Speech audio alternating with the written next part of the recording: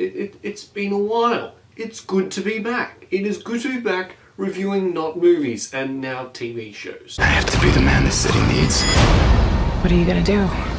Whatever it takes. We fight every night for something. When the sun sets purple to sing. You and I have a lot in common. We're nothing alike. Daredevil Season 1 is the first in the Netflix Marvel shows. You know, like there's the big Marvel Cinematic Universe, like Guardians of the Galaxy, the Avengers, Ant-Man, Spider-Man, like the new Spider-Man coming out, all that. It's in the Marvel Cinematic Universe. And like they have the TV shows like Agents of S.H.I.E.L.D., Agent Carter, and then Netflix put out Daredevil, and they've put out all these other series which interconnect to become their own Netflix Avengers called The Defenders, and The Defenders is coming out in August, so I thought, you know what? Better review all the Netflix Marvel shows. Yeah.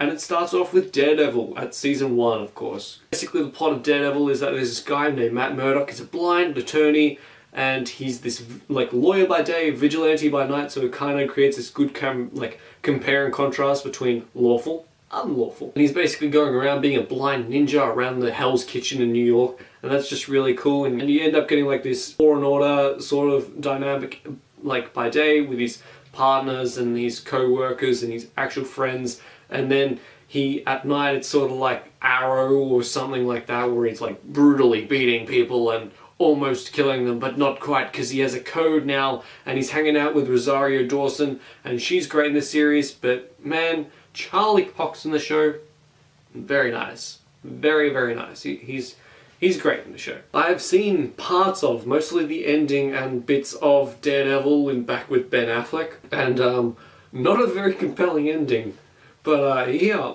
very compelling. I will say that. Charlie Cox's Daredevil, it works. I like it. I do dig. Good choice. Also puts its best foot forward with the series getting progressively better, and actually has one of the flaws like of the regular Marvel movies taken out. It's wiped out here with the villain. Vincent D'Onofrio as Wilson Fisk, who is the villain in this. He's great.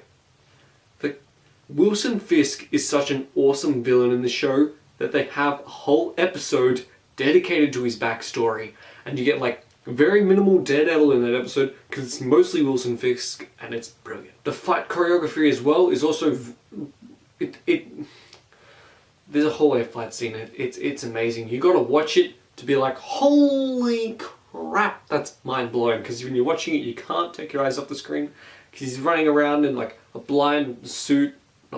He's a blind man, not wearing a blind suit. He's wearing a black suit and he's a blind man, and he's just fighting people and blocking punches and knocking people to the ground and throwing them through doors, and it's just like, oh, that's awesome. Now, let's just talk about the suit for a second. The traditional Daredevil suit is like red with horns, and in this show it's him wearing like black clothing and a black mask. When I first saw the photos, I'm like, how is that going to work? That doesn't look like it works. It looks kind of a bit weird.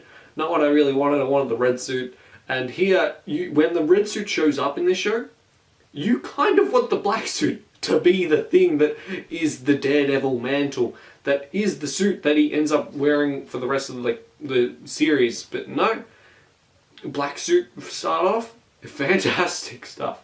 Really loved it. There are characters coming in and throughout, like there's this Stick who shows up in The Defenders and in Daredevil Season 2. He's great, loved him. And this is probably the best way to put the Netflix Marvel shows best foot forward. It's really good. The characters are compelling. It's compelling drama between the characters. Wilson Fisk is an awesome villain and probably my favourite out of the entirety of the Marvel Cinematic Universe.